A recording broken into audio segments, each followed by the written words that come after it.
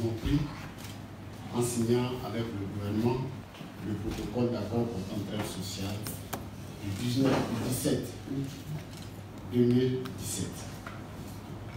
Comme on le sait tous, il y a bientôt 2 semaines de cela,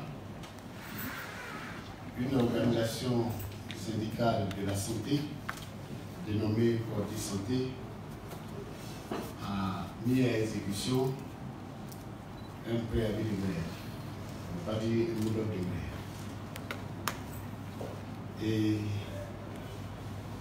le gouvernement, à la suite, à travers le ministre de la fonction publique, a fait une déclaration.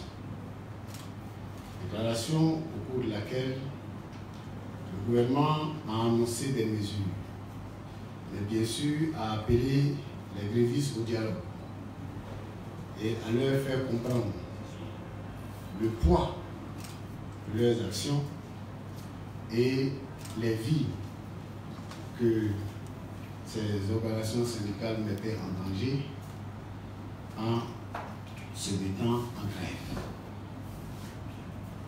Et à la suite de ces grèves, qui bien sûr sont en train d'être estompées, il y a d'autres organisations syndicales qui de plus en plus s'annoncent et nous déposent des préavis de grève.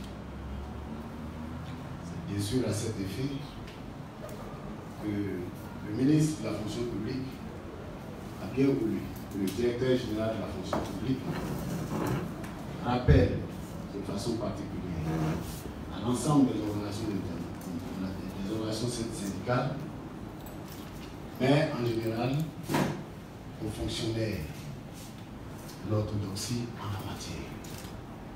Donc je vais vous passer le directeur général qui, bien sûr, avant de rappeler, si vous voulez, l'orthodoxie en la matière, va vous faire un focus sur les acquis, ou du moins tout ce que le gouvernement a dû accorder comme acquis sociaux au profit de l'ensemble des fonctionnaires et ce que ça a dû coûter au gouvernement.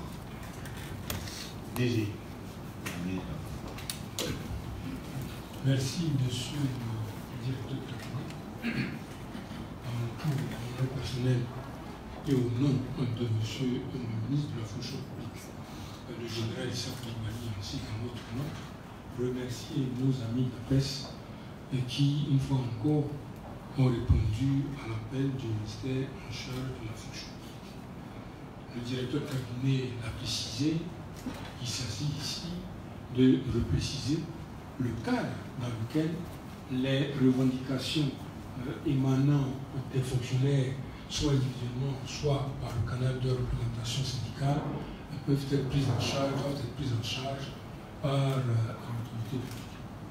Pourquoi s'agit-il? Le directeur de cabinet nous rappelait tantôt un certain nombre de formations syndicales dans différents ministères déposent ici et là des préavis de grève auprès de M. le ministre de la fonction publique. Il s'agit ici de préciser dans quel cadre ce type d'action doit intervenir, de manière que, par anticipation, nous n'allons pas à la déclaration, aux sanctions à prendre contre les fonctionnaires et agents de l'État, qui sont des Ivoiriens comme vous et moi, qui sont l'objet de toutes les attentions du gouvernement, pour ne pas que ce type de différends puisse déboucher sur des actions et qui soient de nature à sanctionner durablement et durement l'ensemble de la population de fonctionnaires et agents d'État. Une grève naît de quoi? Du fait que moi, en qualité de fonctionnaire, soit par moi-même, soit par le canal de ma représentation syndicale, je manifeste ma volonté vis-à-vis de l'administration au regard de son organisation et de son fonctionnement, et surtout au regard de mon statut et de mes droits, je revendique une amélioration des 10 droits et une amélioration du cadre dans lequel j'exerce mes fonctions au profit de l'État de Côte d'Ivoire. Depuis la loi 92-571 du 11 septembre 92 relative aux modalités de la grève dans le secteur public, ce type de question est encadré de façon précise. Quand un différend naît, dans le service où le différend est né, les organisations syndicales doivent s'adresser au chef de service, au directeur de ce service ou au directeur général de ce service. Ils discutent et dans le cadre de ce qu'on appelle la conciliation préalable, même dans le secteur privé, quand vous créez votre propre entreprise et qu'avec vos salariés, vous ne vous entendez pas, il n'est pas question que ceux-ci se lèvent et qui déclenchent la grève. Il y a un processus de conciliation préalable au cours duquel les deux parties essaient de s'entendre de façon amiable dans le cadre du dialogue et de la concertation, de manière à venir à bout des revendications émanant des collectifs de travailleurs. Une fois, et comme nous sommes dans le secteur public et que les intérêts en cause sont importants, puisque lorsque le secteur public est en mouvement, c'est par exemple, je dis n'importe quoi, des policiers qui sont en grève, qui sont en mouvement. On a vu avec le personnel de santé, ça débouche sur des morts.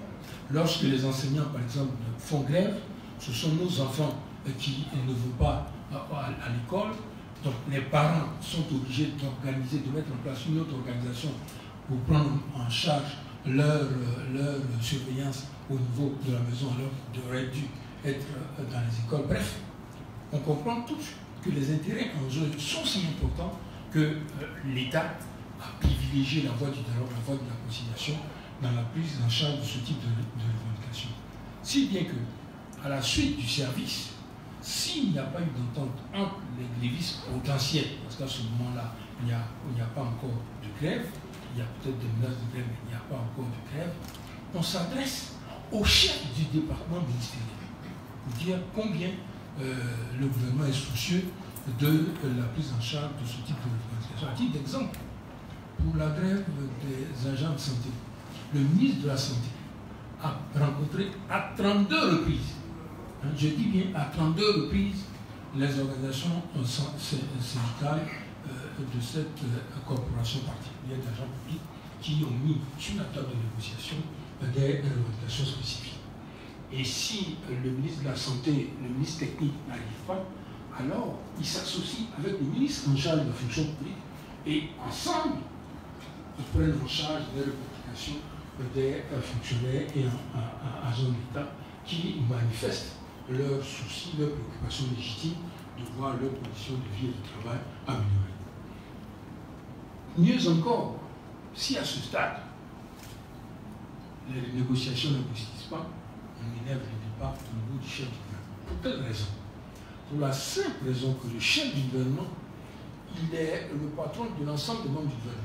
Il est le patron du ministre technique, il est le patron du ministre employeur, il est le patron du ministre du budget et il est le patron du ministre de l'économie et des finances. Donc, il dispose de plus de ressources, de plus de moyens pour prendre en charge et traiter ce type de revendication.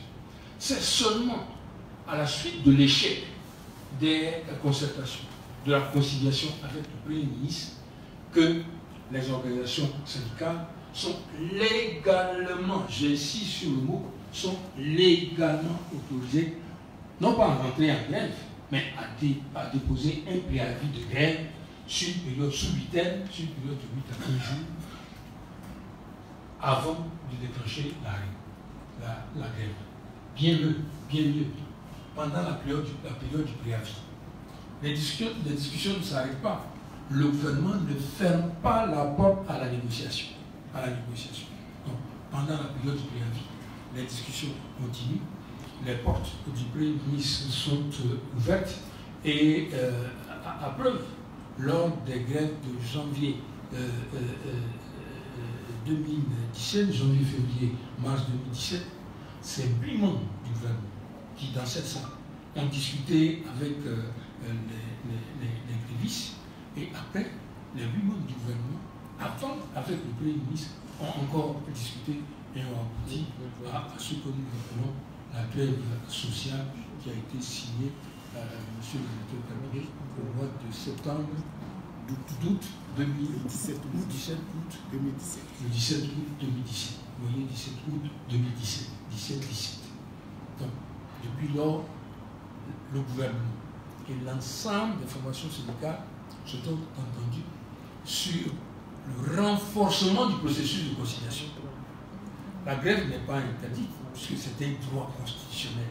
Le gouvernement ne peut pas bannir un droit constitutionnel. Ça serait illégal et censuré par le Conseil constitutionnel et la Chambre administrative de la Cour suprême. Donc le gouvernement ne saurait s'inscrire dans la voie du bannissement de l'interdiction de la grève dans le secteur public, motif pris qu'une trêve sociale est intervenue.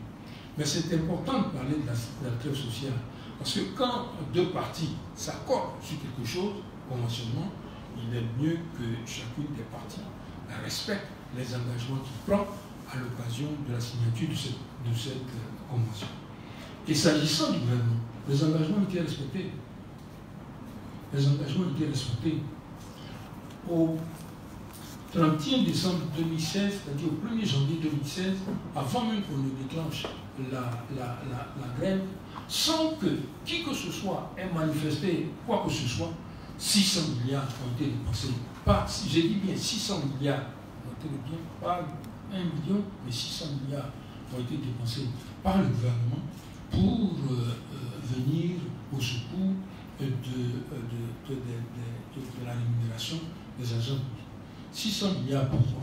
D'abord, les avancements qui étaient bloqués depuis, ça on l'a dit, on le redit et je le redis aujourd'hui encore, depuis le 31 décembre 2008, le 31 décembre 1988, ont été débloqués intégralement au 1er janvier 2015, de façon graduelle au 1er janvier 2014. Mieux, depuis 2009, un certain nombre de revendications ont abouti, notamment la grille particulière, les avantages particuliers accordés aux médecins, aux agents des eaux et forêts, des affaires maritimes et portuaires, et surtout la grille particulière de l'enseignement supérieur. Donc, ces grilles particulières, ces avantages particuliers étaient payés au 1er juin 2011 à 50%. Au 1er janvier 2014, on est passé à 75%.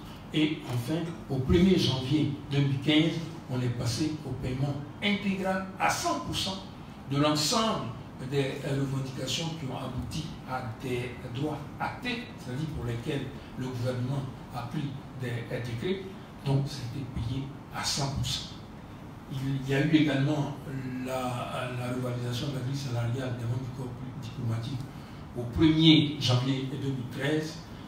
Il y a eu également pour les magistrats, bref, un certain nombre d'agents publics, et ceux-là ont bénéficié de tous ces avantages à concurrence de 600 milliards de francs CFA au 1er janvier 2017. Lorsque cette prise en charge est intervenue, il restait, pour ce qui concerne le volet indiciaire, 30% des agents publics sur les 190 000 que constitue la population des agents publics de l'État de Côte d'Ivoire. Il restait à peu près 38 000 représentant 20 à 30% qui n'avaient bénéficié d'aucun coup de pouce indiciaire sur leur rémunération. Eh bien, au 1er janvier 2018, dans le cadre des accords qui ont suivi la trêve sociale, 150 points et 100 points d'indice ont été octroyés à l'ensemble de cette population. Moi-même qui vous parle, depuis 2007, je n'avais pas bénéficié de moins de coups de pouce sur ma rémunération. Je vais dire qu'à cause et grâce au prévice, au 1er janvier 2018, moi-même j'ai bénéficié d'une augmentation de rémunération. C'est vous dire qu'à la date d'aujourd'hui, la totalité des fonctionnaires et agents de l'État ont bénéficié d'un coup de pouce sur leur rémunération, soit au titre des indices, soit au titre d'indemnités et primes octroyées ici et là par la quasi-totalité des fonctionnaires et agents de l'État. Il manque une infime partie, pour ce qui concerne les indemnités, d'agents publics, relativement 5% d'agents publics concentrés dans des ministères spécifiques. Et le ministre de la fonction publique, le général Issa Coulibaly, il travaille en liaison avec ses collègues du budget et de l'économie pour que ces petites questions résiduelles puissent être prises en charge. je vous parle d'une revendication. Et ces modifications initiales ont coûté 28 milliards. Je vous parlais tantôt de ce qui a été payé à 50%, à 75% et à 100%.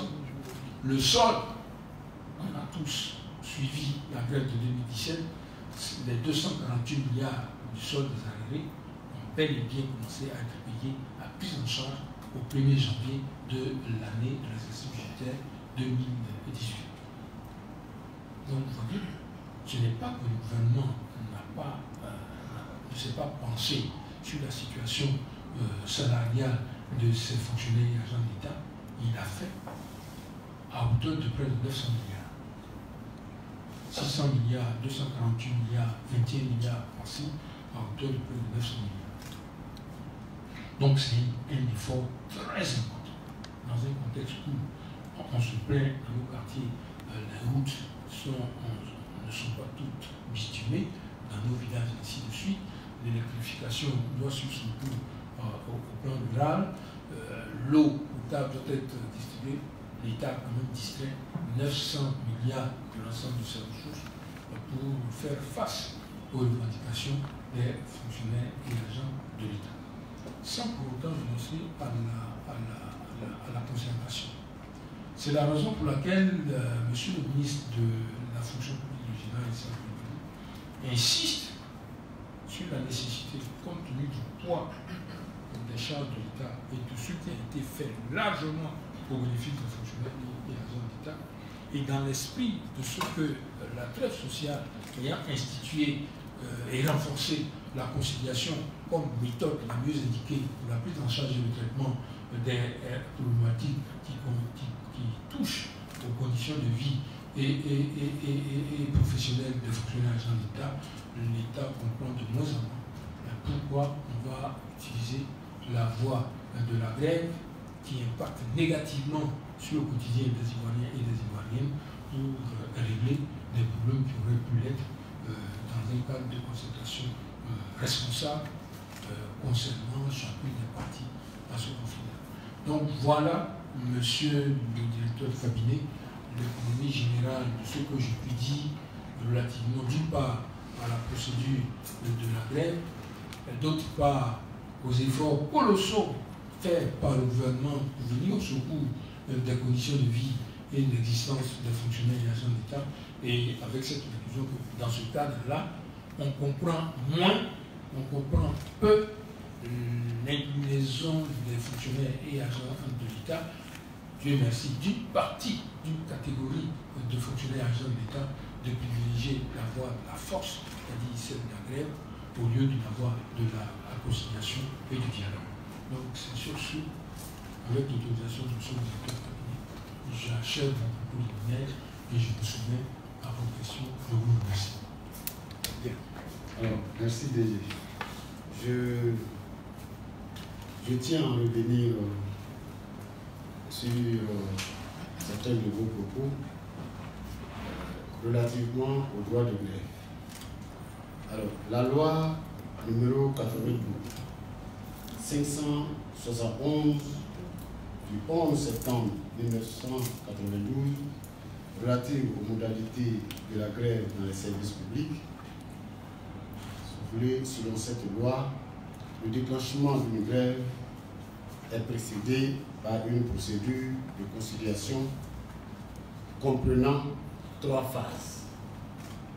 Je dis bien 3 phases, à savoir la tentative de conciliation entre les services ou organismes employeurs et les agents concernés en liaison avec les services compétents du ministère chargé de la fonction publique. La saisine du ministère technique intéressé et le ministère chargé de la fonction publique en cas d'échec de la première. En cas d'échec de la seconde phase, le conflit est porté à l'attention du Premier ministre, chef du gouvernement. Alors, ça c'est ce que la loi dit. Mais je dirais pour quelqu'un qui est bien intentionné et qui voudrait bien utiliser le dialogue comme l'arme, son arme, peut aller au-delà, puisqu'il y a des nouvelles instances qui sont nées à travers les nouvelles constitutions, à savoir le médiateur de la République. Alors, quand on regarde ces différentes phases que décrit la loi, mais en plus, nous regardons le protocole d'accord portant trêve sociale qui a été signé avec les organisations syndicales, qui d'ailleurs stipule que pour toute revendication nouvelle,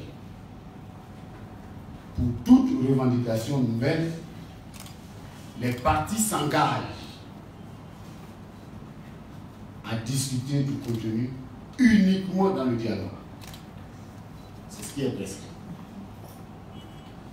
Et il est même dit, puisqu'il y a le protocole d'accord portant trêve sociale et il y a les engagements portant trêve sociale. Il y a 2 documents. Dans les engagements, si vous voulez, je vais vous le lire. Excusez-moi.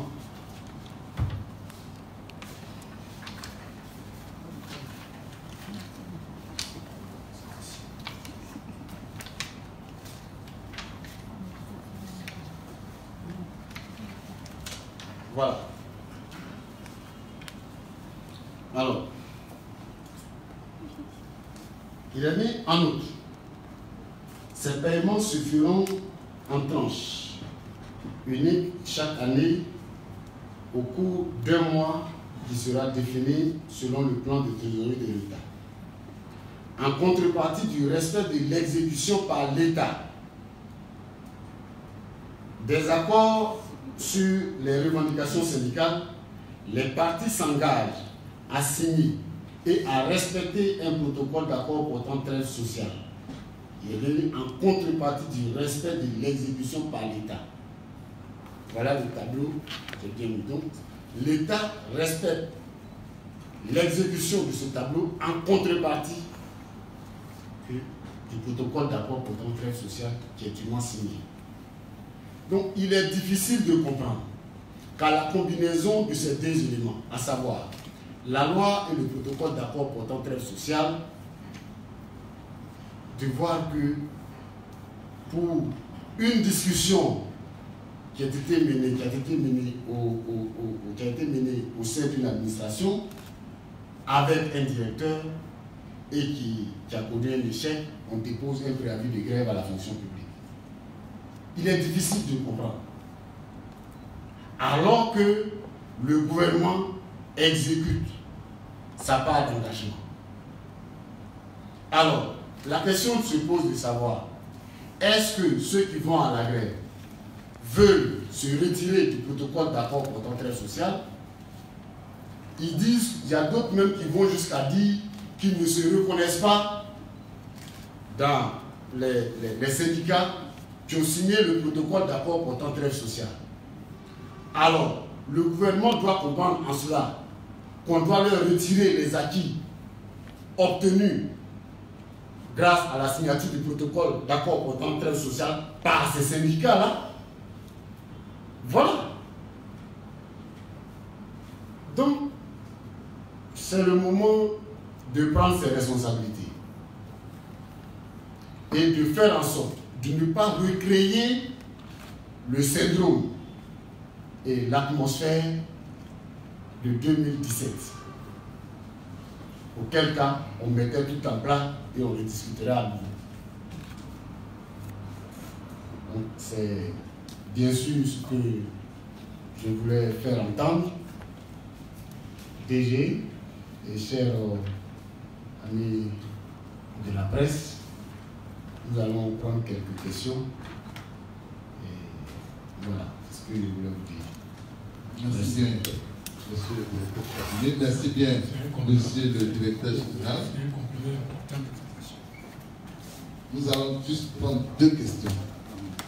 Une question à RT qui a levé la main, puis une question pour nos amis de la presse.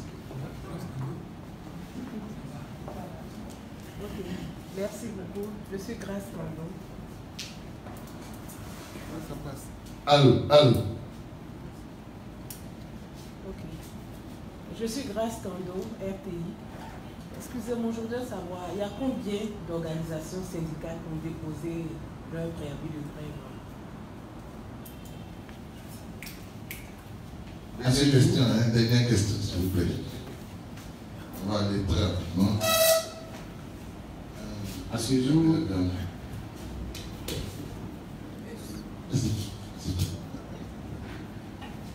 je suis Benjamin Soro de l'agence ivoirienne de presse. Tout à l'heure, pour terminer, le directeur de cabinet a précisé auquel cas on mettra en place pour discuter à nouveau. Est-ce que, c'est-à-dire, si les grévistes persistent, l'État va remettre, l'État va remettre aussi en cause le protocole qui a été signé? Qu'est-ce qui va se passer exactement? Ok, dernière intervention. Dans le métier du quotidien maintenant, puisque le directeur des amis, je sais que 10 l'accordiste ont été effectivement à exécuter le grève. Est-ce que vous savez la solution relativement à cette grève que vous avez baptisée comme la grève? merci. Merci beaucoup, monsieur le directeur de cabinet. Bon, tout à l'heure, vous avez dit que après la grève sociale, le gouvernement, n'est-ce pas, s'engageait à respecter l'exécution du travaux et qu'en contrepartie, les fonctionnaires, pour ne pas dire les organisations syndicales, les fonctionnaires respectaient la grève sociale. Aujourd'hui, il y a eu une violation. Alors, moi, je voudrais comprendre, qu'est-ce qui n'a pas marché? Qu'est-ce qui n'a pas marché pour qu'on en arrive là? Et plus loin, je ne sais pas si c'est le DG qui disait tantôt que certains syndicats disent qu'ils ne se reconnaissent pas dans la grève sociale. Ils ne reconnaissent pas les syndicats qui ont signé la grève sociale, alors qu'ils bénéficient des fruits de ce protocole-là. Qu'est-ce qui va se passer? Bon, je commence par la dernière question. Alors, ça, c'est une stratégie syndicale. De signer, et comme on veut avoir plus ou demander plus, ou mettre en mal la partie adverse, je dis bon, c'est vrai, nous on a signé, mais il y a un autre groupe qui vient de se créer parmi nous et qui ne se reconnaissent pas en nous. Donc c'est facile. Vous savez, c'est une stratégie. Je rebondis sur la question de l'Inter qui a parlé du corps de santé. À ce niveau, vous savez, non, moi je ne parle pas de sanctions. La loi dit que la rémunération est faite après service fait. Quand vous faites une grève, que vous n'avez pas travaillé, ne vous attendez pas à une rémunération. Et la même loi est claire pour parler de pension proportionnelle. Bien. Et comme nous sommes dans un pays de droit, les syndicats aussi ont pris des dispositions. Ils ont pris des dispositions pour pouvoir pallier à ce genre de difficultés que pourraient rencontrer les syndiqués. Donc, la stratégie, c'était de faire cotiser les syndiqués. Et vous le savez bien, vous les journalistes, que les syndicats, quand ils prélèvent sur le salaire des syndiqués, c'est pour leur reverser en cas de pension. Vous le savez. Donc, si on fait une retenue, normalement, ça ne devrait pas jouer sur les syndiqués. Donc, on ne devrait même pas appeler ça sanction. Ce n'est pas une sanction. Voilà. Donc, nous, on ne fait pas de sanctions, mais on prend les mesures, si vous voulez, prescrites par la loi. Voilà. Alors, pour revenir rapidement un peu, madame, vous avez dit, voilà, il y a 3 syndicats. 3 syndicats qui ont déposé des préavis de grève. Et quand j'ai lu le préavis de grève, alors, ils se sont seulement tenus de leur directeur ou leur directeur général. Le ministère n'est même pas au courant et il nous dépose un préavis de grève. comprenez que, ce préavis, ou du moins cette grève, qui, si elle est mise à exécution, forcément devient illégale face à la loi. C'est un, et puis de deux, vis-à-vis du protocole d'accord portant trêve sociale. Bien. Pour parler, pour revenir sur votre question, vous avez demandé tout à l'heure de savoir qu'est-ce que le gouvernement fera, qu'est-ce qui n'a pas marché. Enfin, pour nous, tout a marché, puisque le gouvernement, jusque-là, exécute sa part du contrat. Et ce qu'on a signé, on a dit pour toute revendication nouvelle, c'est écrit noir sur blanc, je peux vous le lire. Vous prenez l'article 3 et l'article 5, voilà. Les syndicats s'engagent, article 3 dessus, les syndicats s'engagent à cet effet, à ne pas rompre la trêve sociale par la grève. C'est écrit. Et s'oblige à coopérer pleinement de bonne foi avec le gouvernement pour l'exécution du présent protocole d'accord. Il poursuit pour article 5, pour toute revendication ou doléance nouvelle. Et pourquoi on dit doléance nouvelle? Aujourd'hui, s'il y a des doléances, on suppose que ce sont des doléances nouvelles puisqu'au cours des discussions qui ont mené à la signature du protocole d'accord portant trêve sociale, je pense bien le plateau était bien ouvert pour discuter de toutes les revendications. Et les revendications qui ont été portées devant le gouvernement, ils les ont regroupées en 6 grandes revendications, dont 5 potentielles ont été satisfaits. Donc voilà. Donc, on ne peut pas dire qu'on n'a pas tenu compte. Ce sont des revendications nouvelles qui s'annoncent. Et le protocole d'accord qu'on a signé a prévu cette situation. Et dit bien, pour toute revendication ou doléance nouvelle qu'une partie pourrait soulever pendant la période de la trêve sociale, les parties s'obligent à se consulter et à rechercher un règlement par la voie du dialogue. C'est écrit là, par la voie du dialogue. Mais pour peu, on brandit la grève. Là, du coup, ce n'est plus le dialogue. On ne discute pas avec un couteau sur la gorge. Ce serait un dictat. Donc, voilà un peu ce que je tenais à vous souligner au nom du ministre de la fonction publique, le général Issa Coulibaly. Je vous remercie d'être venu et je compte sur vous pour porter plus haut ce message que nous venons de vous transmettre à la